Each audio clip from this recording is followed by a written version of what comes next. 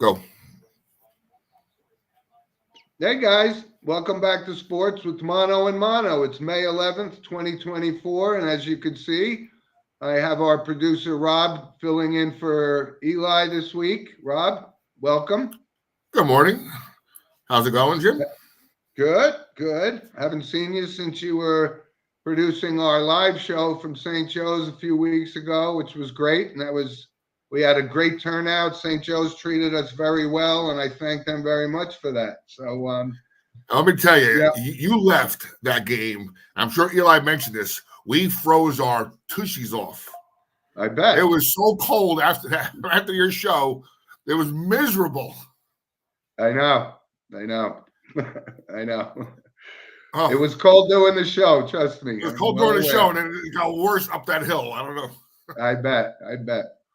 So anyway, Rob, we always start our show off with the Mono-Logue, brought to you by Coriano Trucking of Summerhill, New York. Very loyal listener of the show, of course, and one of our best sponsors. And we thank them for their support of the show. So, Rob, the Mono-Logue this week is something because I just noticed, I saw this thing about Willie Mays turning 93 years old, which and it started to make me think about, the legacy that he had. He went through a lot of stuff. He had to deal with the racial stuff that Jackie Robinson had to do. And yet, when I think of Major League Baseball players all time, really 4 names and now 5 names come to play for me. And it was Ruth, it was Gehrig, it was Williams, it was Ty Cobb, and Willie Mays. And of course, you and I weren't able to see. Willie Mays came up in 1951, and but the numbers that he put up, and he won went and did his military service in 1953, and then came back and led the Giants to, their Willie Mays' only World Series champion. But when I think about Willie Mays and the talent level he had, and I always try to compare it with today when you see guys like Juan Soto, who's just tearing it up, and Ohtani. This was a guy that was the complete package. He could run, catch, throw, hit, and he just basically did it all. I mean, I got a chance to see him play at the end of his career when he was traded to the Mets. But you know what? You can't have a conversation about the best baseball players of all time without including Willie Mays. And he's kind of removed from the public spotlight now, which, I think we all know, that 93 is quite a thing to do. And, I think back also on the one famous clip, the Vic Wertz catch that he made in 1954 over the shoulder. And a lot of people don't know this, Rob, but he actually made that catch, threw it back to second base, and doubled off the runner. Oh, wow. And a lot of people don't know that. And it was just one of the greatest catches in baseball history. He was one of the greatest baseball players in baseball history. And I wanted to mention that because his birthday was this week. And that's our Mono-Logue for this week. What's your impression of Willie Mays, Ron? How do you compare him to Mickey Mantle? As good, if not more well-rounded. Okay.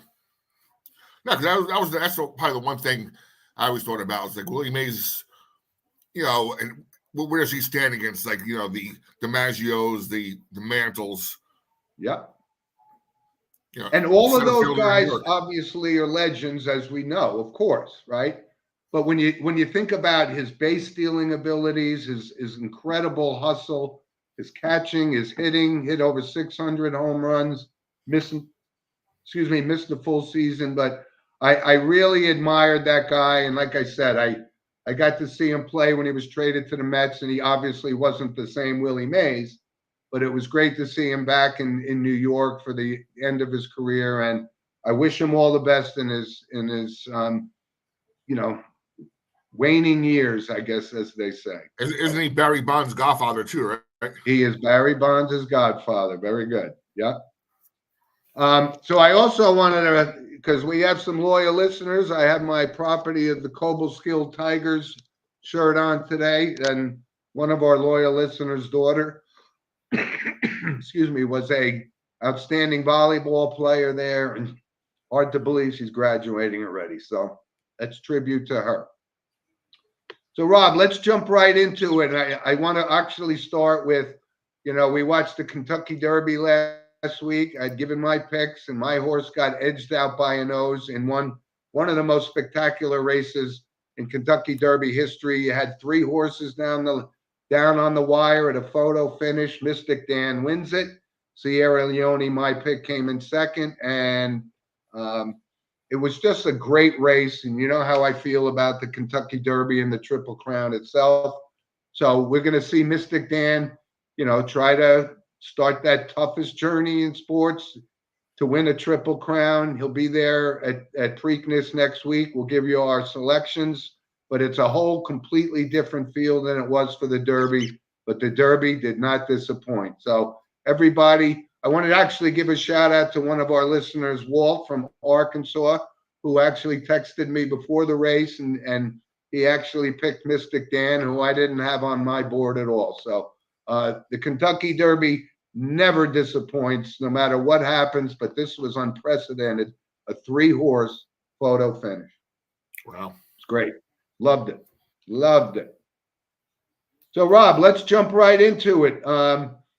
Let's start with the NHL, because the NHL, like I said, is the hardest trophy to win in sports. You have to win 16 games, and it's just, every night is just an absolute war.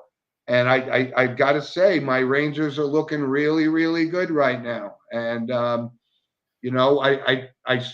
didn't think they'd be up 3-0. I thought this series might go 6 games, but it looks like they're completely in control, even though Carolina's a really good team. And it's not the only series that's really, really tough. You have the Bruins and the Panthers still going, and that's Boston got blown out at home last night. And on the West Coast, you have Edmonton won in overtime again. Because you know what, Rob? We want to see guys like Connor McDavid and Draisaitl. We want to see those guys, to advance. Not taking anything away from Vancouver, but even the Dallas Stars, I mean, they're playing well. It's just been so great that obviously the Rangers' first series against Washington, there was a team that backed in anyway, but they took care of business like they're supposed to, and they're up 3-0. And we're a long way from deciding who's going to play in the Stanley Cup Finals. I know before the show you had your background at the Hartford Whalers. You can't give that up. I know that, but that was a long time ago. But what do you think so far of the hockey season? I mean, it's just great, right? I don't know. I mean, obviously for yourself, you're a big Rangers fan. To me, it's just the nightmare of 1994, where the Rangers and the Knicks were just like battling out for who had the better MSG crowd or accomplishment. Mm-hmm. But I'll start watching. I mean, my other team, the Golden Knights, are out. So, but Yes. but there's about hockey and sitting about basketball come playoff time. No matter if you're a fan or not, there's nothing more exciting than like a Game 7. Yeah. So as long as you get a couple Game 7s in there, we'll be okay. Yeah. That brings even the casual fan into watching, because it's do or die, right?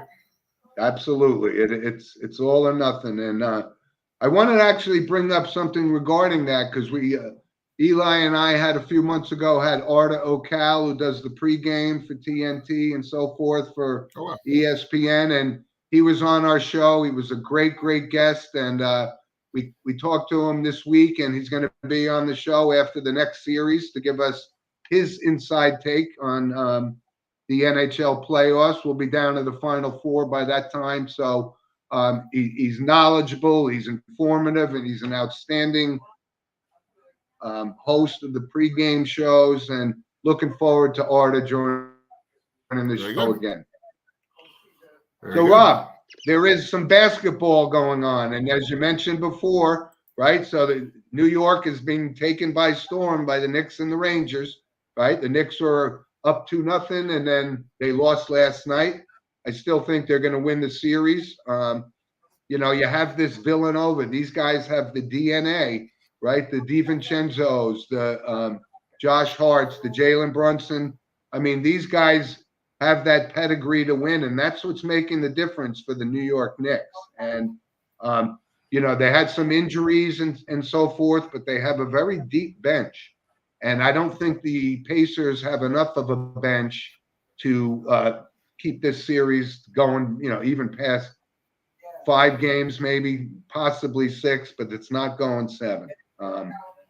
So that series is outstanding. And then, excuse me, I'm battling a little cold here, or allergies. I don't know what it is, but so from that perspective, and obviously, I think everyone would say, right, that the Boston Celtics, you know, from the East Coast, that's going to be the biggest challenge for the Knicks. I know they lost last night, but they're still a better team. So they're going to advance. And this is going to be a great series. I mean, this is what Adam Silver and the NBA want. They want the big market teams in there, and it's playing right into their hands. And it's a money-making thing. And out west, a lot of people, after the Timberwolves go up 2-0, beat them, the Nuggets, defending champs, with the MVP, 3-time MVP, Jokic.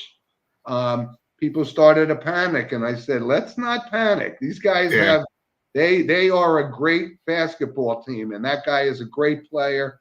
And yeah, there was a little black mark on Jamal Murray from last week, throwing something onto the court, which was, you know, didn't help his reputation at all. But he's an outstanding player, and that series is far from over.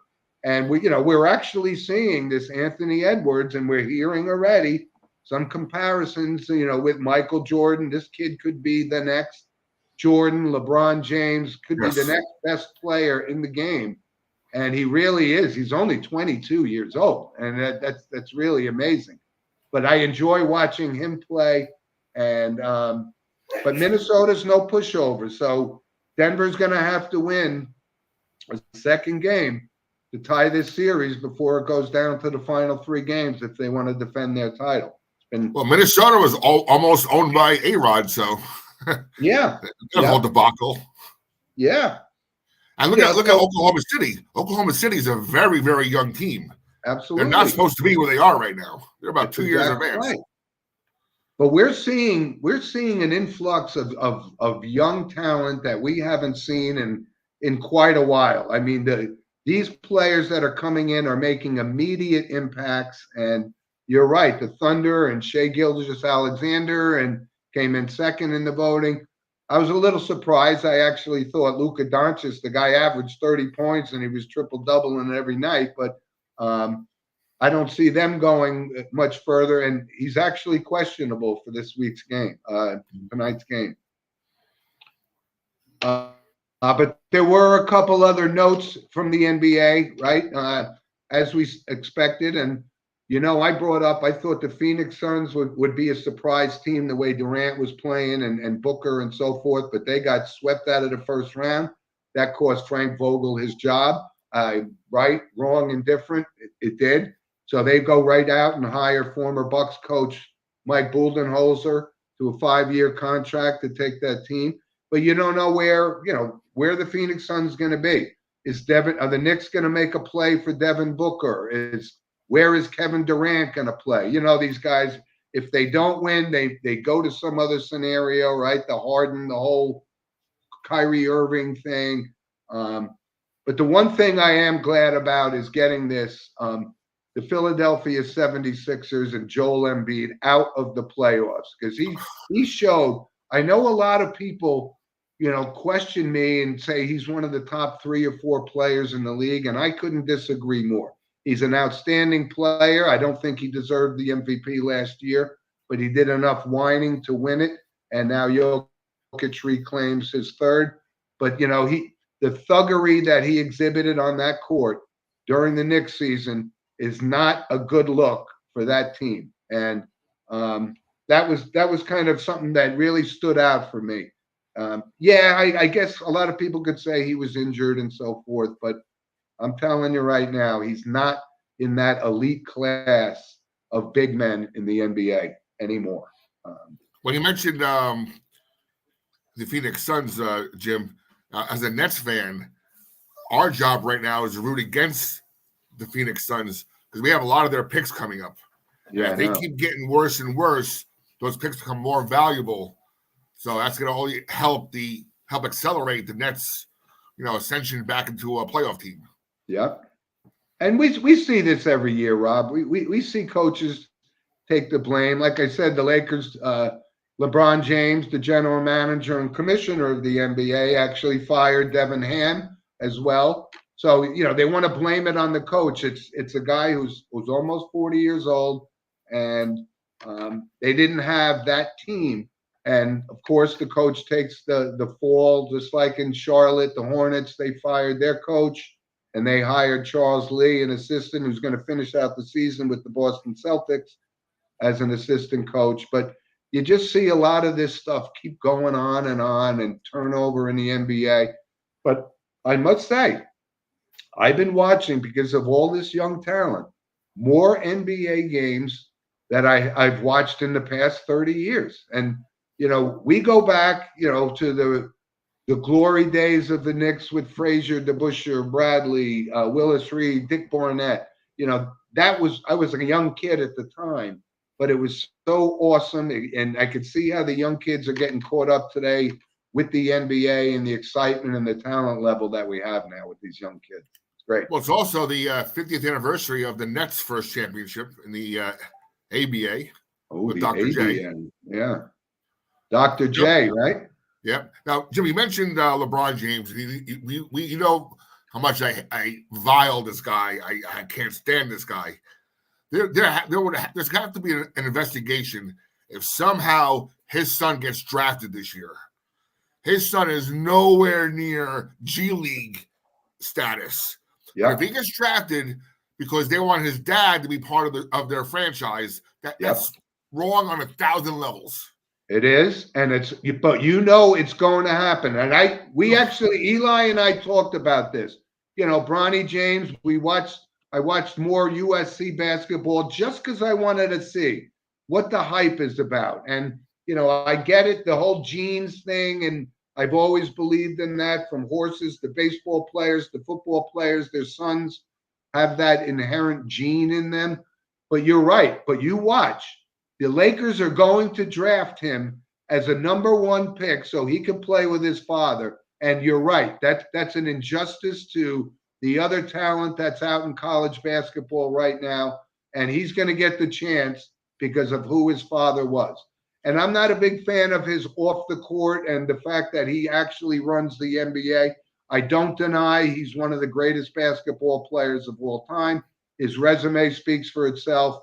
But I'm so glad that you brought that up, that if Bronny James is a number 1 draft pick, you're absolutely right. He belongs in the G League, and he should have to earn it, but time's running out for LeBron, so that's the way it's going to go down. Good point. Well, you mentioned genes, Jim. Michael Jordan's kids, I think one played college, right, and had a decent career, but they never talked about NBA. No, well, there's always exceptions to the rules, but but you believe in it, just like with horses. I mean, that's why the horses of today, or descendants of former Triple Crown winning horses and so forth. And I don't think it's any different than it is with horses versus athletes. I do believe in the gene. And I actually have one that I'll bring up later, in notable passings, that kind of ties back into that. So that's some good stuff. So Rob, let's move on to the Major League Baseball, and we're seeing a lot of good things. And look at the year this guy Ohtani. Maybe the Dodgers, maybe the wear and tear of him pitching and hitting with the California Angels, right, or the Anaheim Angels, was just too much. Now you see he's not playing, he's not pitching, and he's leading the league in average. He's having a monster year. He's on his way to a National League MVP. And he really is something to watch. I know he's caught up in this thing. A lot of people think that somehow he is tied into this gambling. He has to be. This guy was not like a friend of his, right? It was just somebody he had a partner with for translation. No, but he actually was a friend of his. Was he? Yeah, he was. How do you not know you're losing millions of dollars? You don't check your bank account?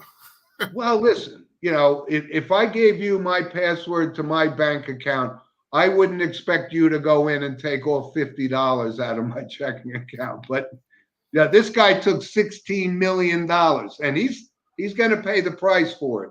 So because I've gotten a lot of feedback, in particular from a James Walsh from Long Island, that says somehow, some way, and I guess you're on board too, he had to have known something was going on, but I think the paper trail doesn't dictate that. And yes, it would be bad for Major League Baseball if it does turn out. So I hope the investigation doesn't get tainted, so they cover up for the integrity of the game with one of the best players in the game.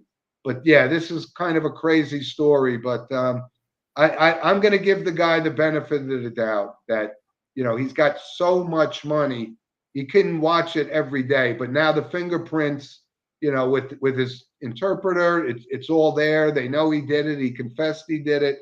Whether Ohtani had knowledge of it remains to be seen. Well, the real investigation should be how did Ohtani sign that massive contract and deferred 80% of it? Well, because there was a loophole, Rob. I mean, there's a loophole in every sport. And until you close those loopholes, people are going to take advantage of it. This guy is a multimillionaire already, and he's going to make I don't know, would they sign him? $500 million, something like that? $600 million, but 80% is deferred until 30 years. Yeah. And that goes in play while you look at the Dodgers. I mean, how could they possibly afford this kind of a payroll? Right? I mean, they have basically an all-star team, and they don't, but year after year, they've had that team, and yet they've only won one World Series in the past, 10 years. So anyway, we'll see about that. But he's well on his way to an MVP, and then let's go over to the American League, and we're seeing something. We always knew the potential of this Juan Soto, right? He won a World Series with the Nationals, and he turned down a $400 million contract. Now, this is a guy that is ultra confident in his ability. And, I think he's having this kind of a year, even though people could say Judge is off to a slow start, but you got guys around him now. Stanton is actually hitting until he gets hurt and takes 3 months off. But having Aaron Judge hitting behind you does nothing but help Juan Soto, and he's putting it out there. He's playing, and he's very confident. And I think he's, listen, he's going to be, I don't know if he's going to get Ohtani money, but he's going to get this monster contract next year as a free agent. And the question is, does he want to, obviously he wants to stay in New York because he's got a big ego for sure. It's one of the, playing for the New York Yankees. But Steve Cohen from the Mets will make that offer.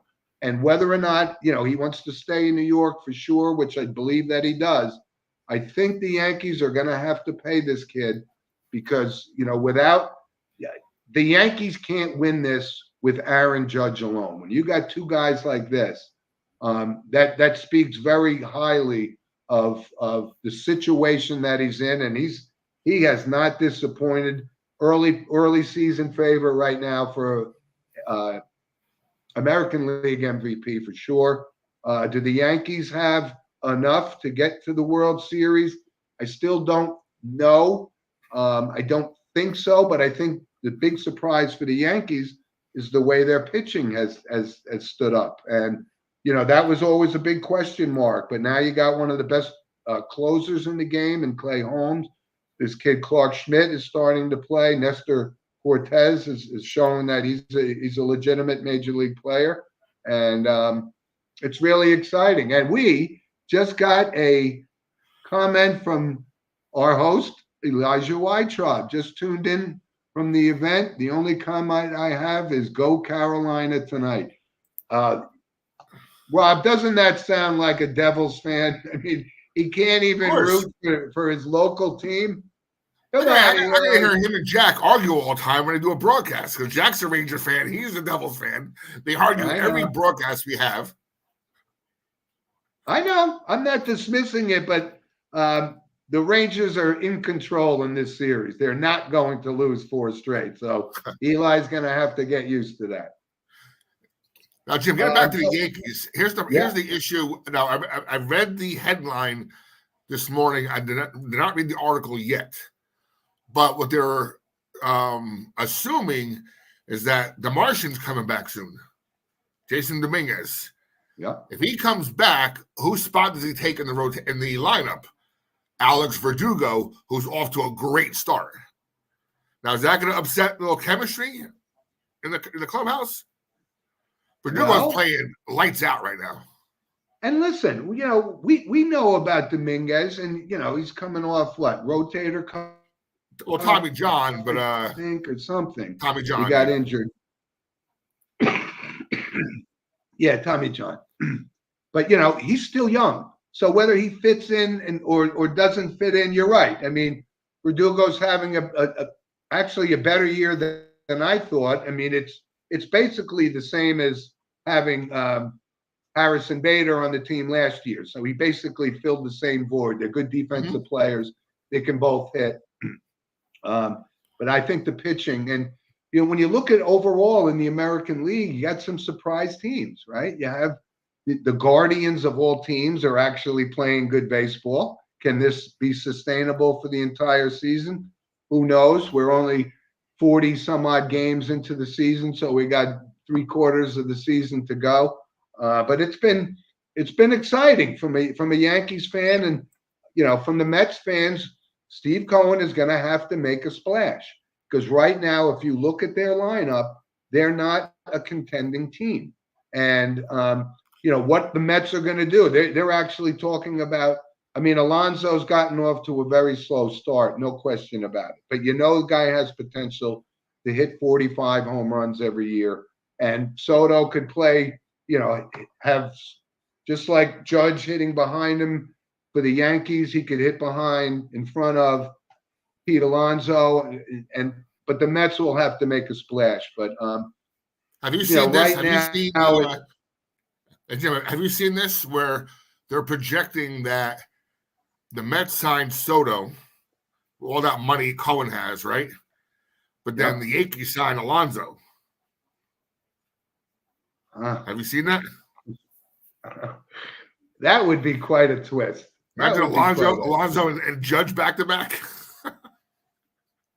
Wow, that's something to think about. I didn't even give it thought because you're gonna have to start thinking about Rizzo's been in the league for a long time and he was battling that concussion. By the way, real quick, you mentioned Harrison Bader. How's he doing in the Mets? I haven't heard his name at all. He's having a mediocre type season, which is why the Yankees, let him go. And he does have a tendency to get hurt. So, like Mike Trout, which we talked about last week, we're talking about Trout being one of the best baseball players in the past 20 years. And yet the guy is somehow bitten with this injury. 5 years. He's invisible. I know. He's still going. He's still going to go to the Hall of Fame because his numbers are there. And I wanted to bring this up. I was mentioning before about Rizzo. This kind of was a big surprise to me that he just hit his 300th home run. I didn't realize he had that many home runs. And, he's a steady, solid first baseman and so forth. But you're right. This is all going to play out, after the season. And it's a long way to go. We still got 115, 120 games to go. So, you almost want to see Mike Trout. He's doing nothing. The Angels are horrible. I know. Trade him to the Phillies. Let him come home for a couple of years and enjoy a successful team a little bit at the end of his career. Yeah, I don't think anybody foresaw this thing. We always kind of thought he'd come home and play for the Yankees, right? Being a Jersey kid down in South Jersey. It's just unfortunate because, he was such a good player. He was putting up incredible numbers, but he can't stay on the field. It's just unfortunate. But he's a guy that's going to the Hall of Fame anyway, and deservedly so. So a lot of good stuff going on with Major League Baseball. Like I said, a lot of people aren't as tuned into it yet because of the NBA and the NHL playoffs and things like that. But that will certainly ramp up once those trophies are handed out. And then, it's going to be down the stretch. The last half of the season is where teams break away or come back to earth. And we see that time and time again. So, now, Jim, two more things on MLB before we move on. Yep. Yankees are actually doing themselves really a good thing because now Jarrett Cole is about a month away from coming back. And if they're where they are on top of the division or close to it, and he comes back, it's only a good thing. You bet. Good point.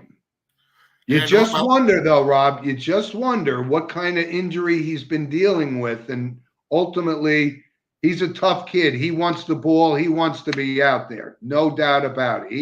He is a ferocious competitor. And I hope he does come back healthy. But you always have to keep that little window open and say, this could be more serious than we even thought. And then, well, it sounds then you like don't have him down the stretch. It sounds like who was I forget his name. Who's the Japanese pitcher we had recently? He had the same thing. He had the UCL tear, but it was never enough to get Tommy John surgery. Yeah. I forget his name off the top of my head. Oh God, I'm drawing a blank, but I know he had that tear, but it was just never enough to get the surgery. And hopefully, this is what Jarrett Cole has, where, hey, hopefully it happens. My last point, also, Jim, one of the most highly anticipated debuts in MLB history is going to happen today. I know. Buster Skrine. I don't know how you say his name, but Paul Skenes. Yeah. Skrine, yeah. Oh, okay. Now, Pirates, they need this because, again, Pirates come out to a good start like last year, right? The first 3 weeks of the season, they're the best team in baseball, and then whoop. Yep. So they need this guy to come in and pump some energy. I remember you and I actually talking about this when the Pirates got off to that great start last year. They gave their manager a contract extension, and then they went right in the tank, right? Which is something we'll probably see with the Guardians and so forth, because getting off to a hot start happens sometimes, but it's a 162-game season. Yeah. Or you could be my Marlins and just like totally blow up early, and then now this is gonna be like a 120-loss season probably. I know. They're gonna trade all their assets. You're right. Unfortunately. You're right. So good stuff on the baseball front, and I'm glad that you brought that up because this kid Skenes is probably one of the top pitching prospects. Can't miss guys like we had.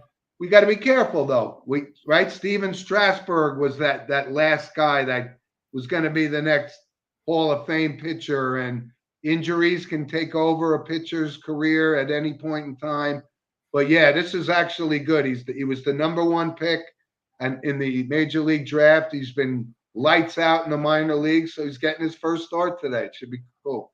Yep. Yeah, it's really rare to see somebody like in the College World Series 1 year, and then less than a year later, he's making his MLB debut.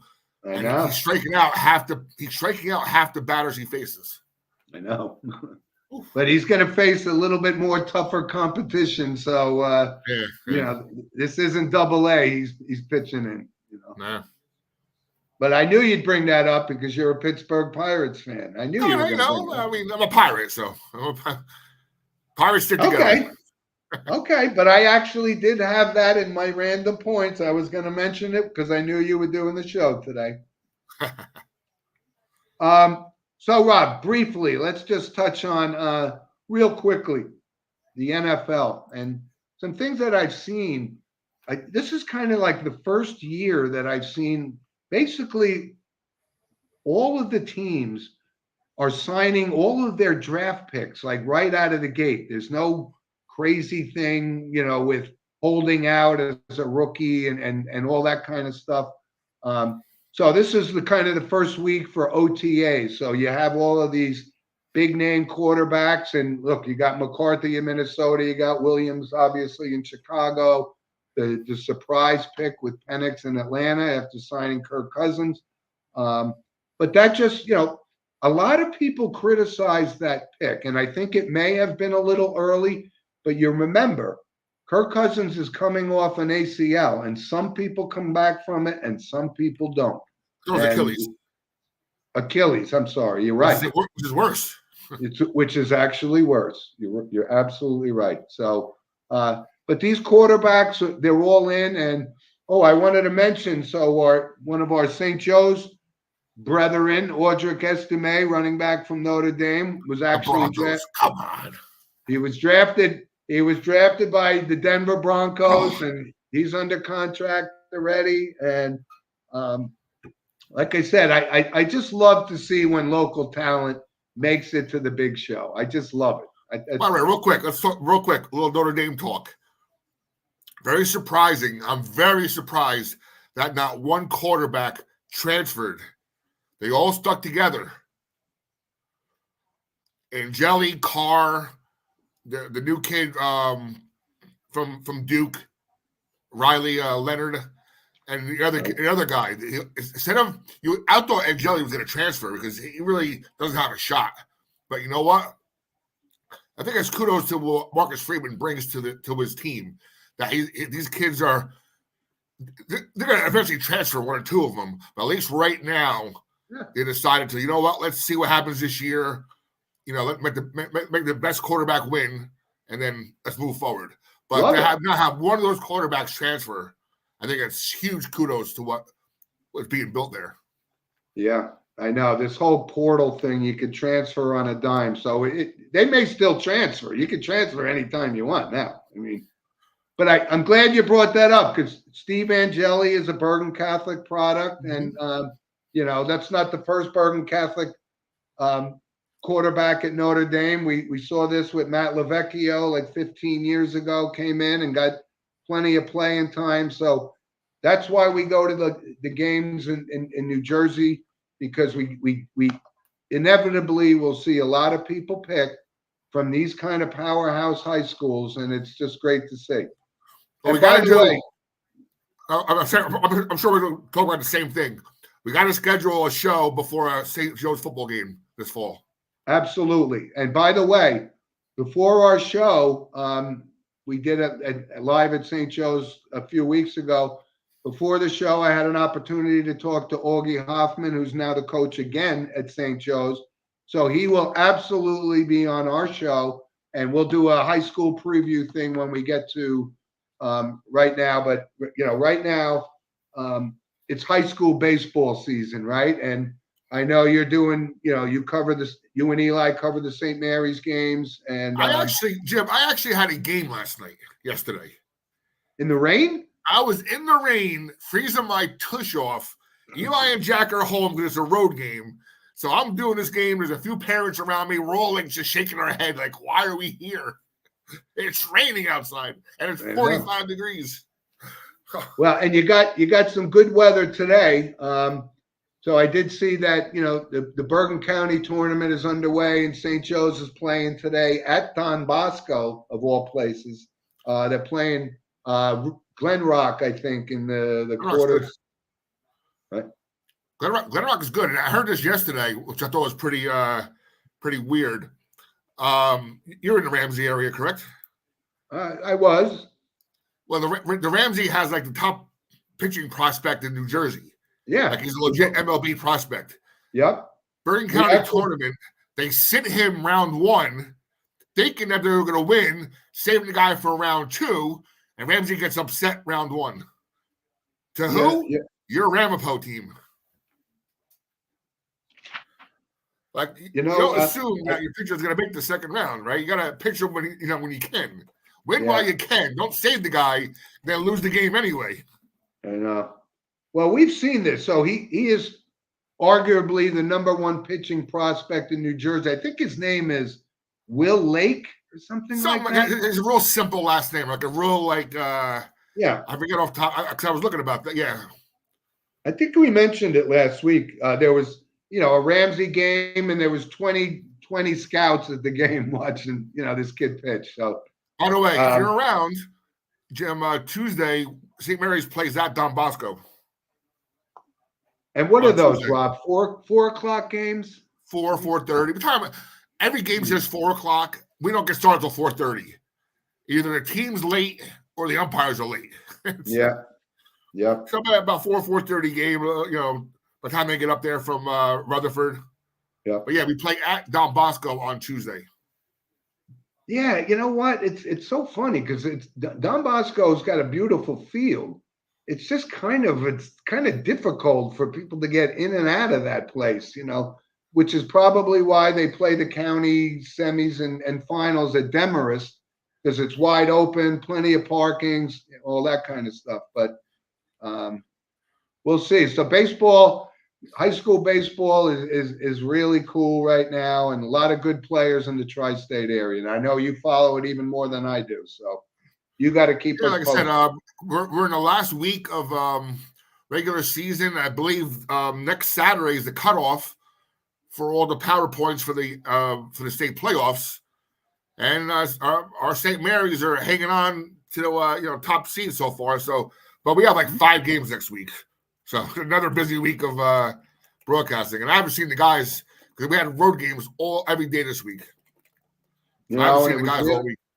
Well, we're familiar with St. Mary's now because Coach Archibald was a guest on our show when we did it remote from St. Joe's. A classy guy, former St. Joe's coach, by the way. Yep. So it's a small knit community, and we get just as excited with high school sports as we do in college and the pros because the players. He's been a long time baseball coach for not like youth. Training youth players, so everywhere we go, he knows players because he has this reputation. Yeah, from developing these kids at a young age.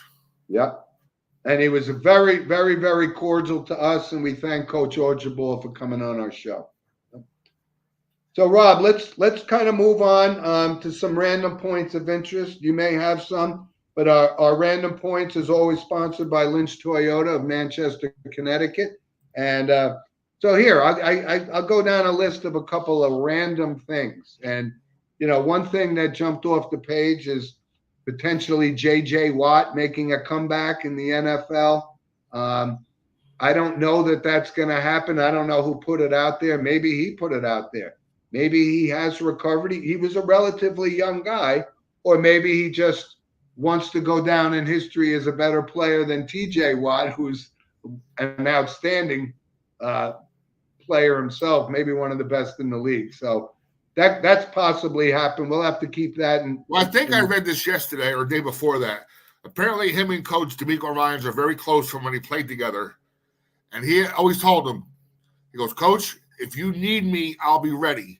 What he means by that is especially for this season, especially if one of their linemen go down and they're in the middle of a playoff hunt, he will come back and step in for X amount of weeks to help the team out. I think it's the last year he's doing it, though. It's the last year he's going to stay in shape before he really, Right. That was interesting. That's admirable. Huh? That's admirable. He's a good guy. J.J. Watt is one of those good guys in football. He's the guy you want to see calling games at night,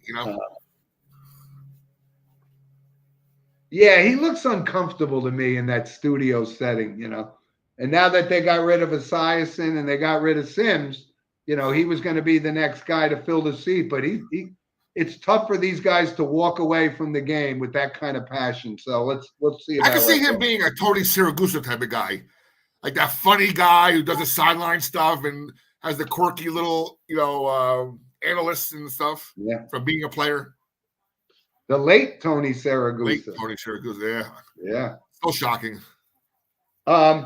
Just a couple other quick things, Rob. So I am so tired of hearing Phil Mickelson talk anything about this live golf, which I can't stand. I don't watch, but he's saying, what if these live golfers don't, play in the majors? It's going to be bad for the PGA. And you know what we're seeing, Robin? I know you're not as into golf as I am, but what we're seeing now with the defections of the Johnsons and the Koepkas, they could play in Singapore, do whatever they want.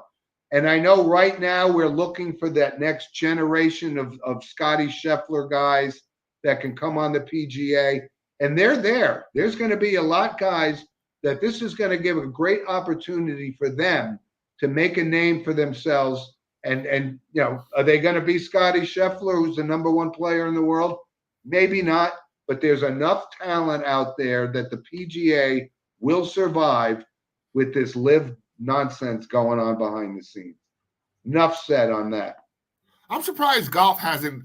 Now, this is the age of, content creation and made for TV events. I'm surprised there's not a legitimate, fun, like par 3 league out there that gets televised every week. Because you can mix former professionals, current professionals, celebrities, because everybody can at least do a par 3, right? I can still do a par 3. I can see that, I can't see that being. I can't see that. I don't know if I even want to watch that. To be honest, I don't know. Well, it's all about the entertainment value, but I don't know. It's something I always thought that should be something. Yeah, maybe it could be something. Couple other quick things. This was an interesting fact, and I when I heard it on it during a Yankee broadcast when they built Yankee Stadium in 1921, I believe. Do you know Yankee Stadium was built in 284 days?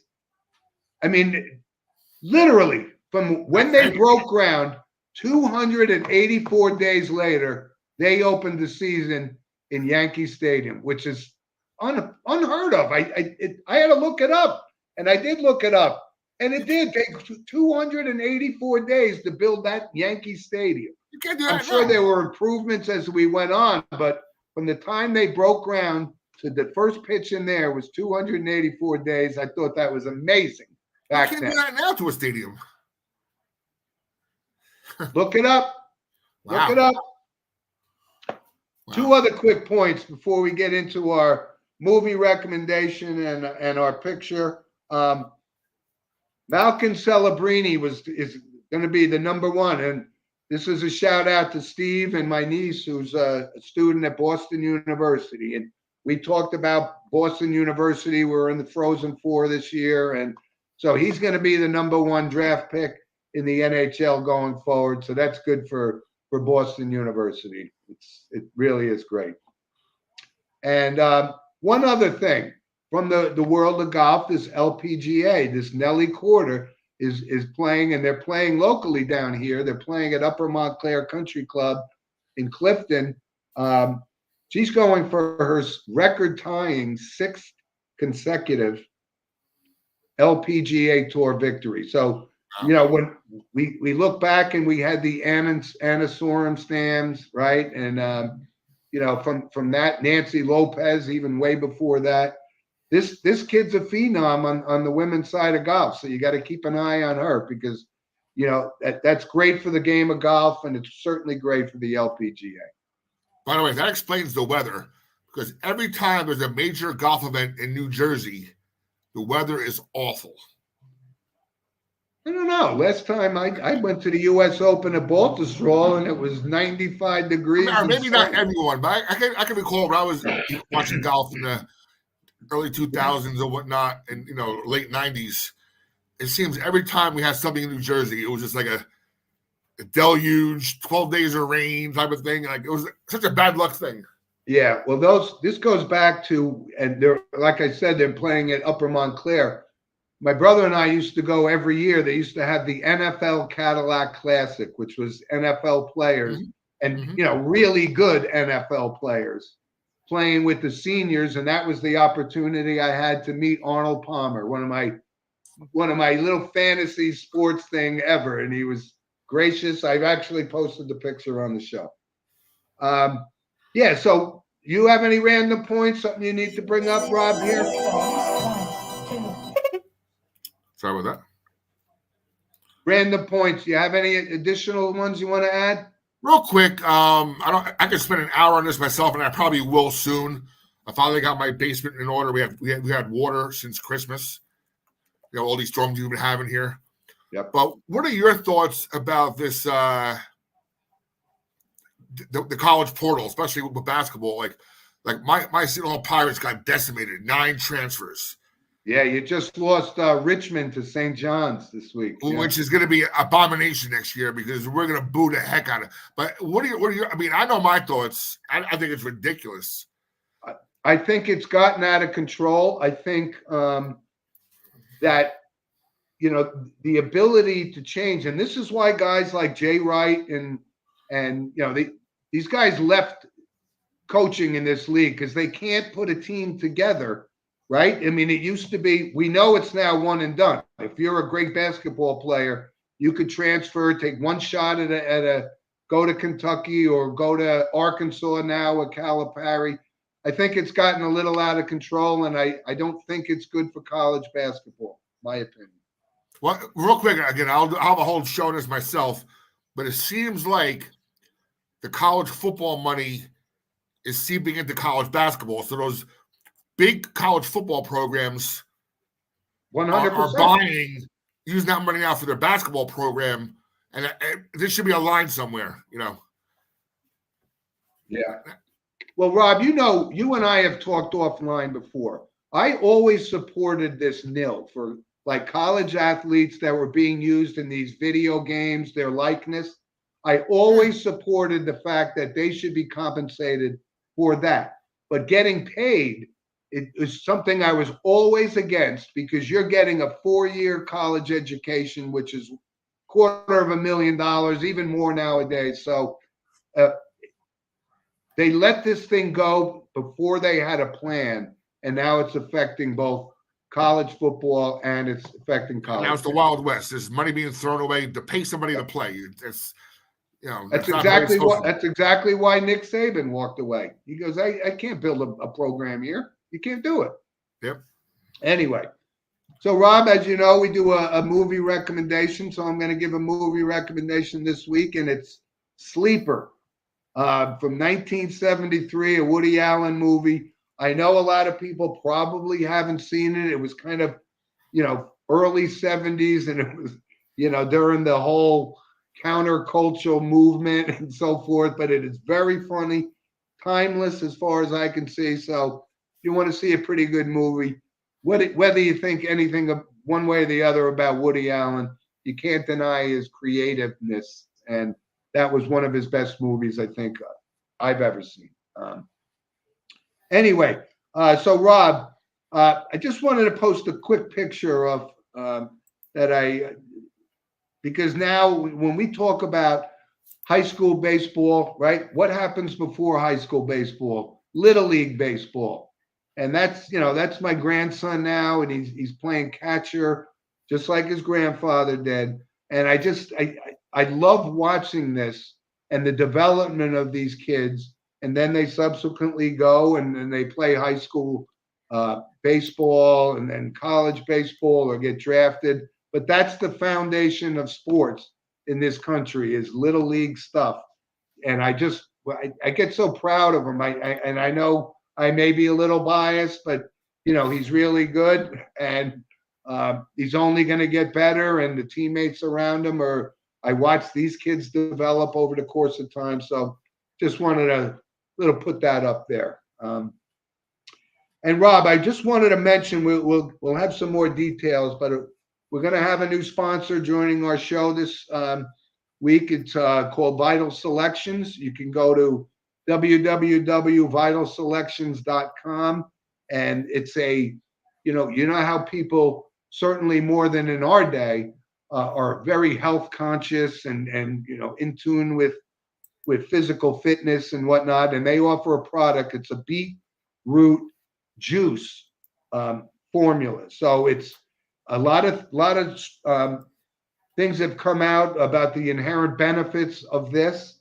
beats and so forth. So I'd like to welcome Vital Selections and President Robert Russo. He's going to be on, they're going to be a sponsor of our show going forward, and I'm happy to have him. Very good. All right, Rob, we got a few notable passings before we close up the show this week. For your movie buffs, you would know actor Bernard Hill, 79 years old. And I don't think there's anybody on the planet that hasn't seen the movie Titanic. But he was the captain of the ship in the Titanic. Longtime character actor. And he also, I don't know if you were into Lord of the Rings or not, but I wasn't. I mean, I read some of the books, but he was also King Theoden in Lord of the Rings. So recognizable character, you would recognize. So there were three other notable passings in the world of sports that I wanted to mention. And this is a guy that Steve and I used to watch. He came up, Bob Avellini, former quarterback for the Chicago Bears. Kind of came in at the same time as Walter Payton, played quarterback for the Bears for many years. But he was a serviceable quarterback, 6th round pick in the 75 draft, which Walter Payton obviously was the first pick in that draft. And he actually played a year for the Jets, but he was a pretty decent, fiery, competitive quarterback, and he passed away at the age of 70. And also from the world of football, a lot of young people certainly won't know it. I barely remember watching him play, but Jimmy Johnson, like an all-time San Francisco 49er defensive back, second in team history to Ronnie Lott in most interceptions, was on the all-70s decade team. He was 86 years old. And I know I brought it up before, and why would I remember Jimmy Johnson? But because I remember that Sunoco football book back in the early 70s that Steve and I used to collect. And Jimmy Johnson was certainly one of those on the San Francisco 49ers. He's a Hall of Famer, and he's actually a legend. He was 86 years old. And one other note, so we were talking before about genes, right? Guys, that their sons follow in their footsteps and so forth. Sean Burroughs was 43 years old, and Sean Burroughs was the son of Jeff Burroughs, the 1974 American League MVP, big home run hitter for the Texas Rangers. He was 43 years old, played 7 years. He was a shortstop, first round pick of in that draft. And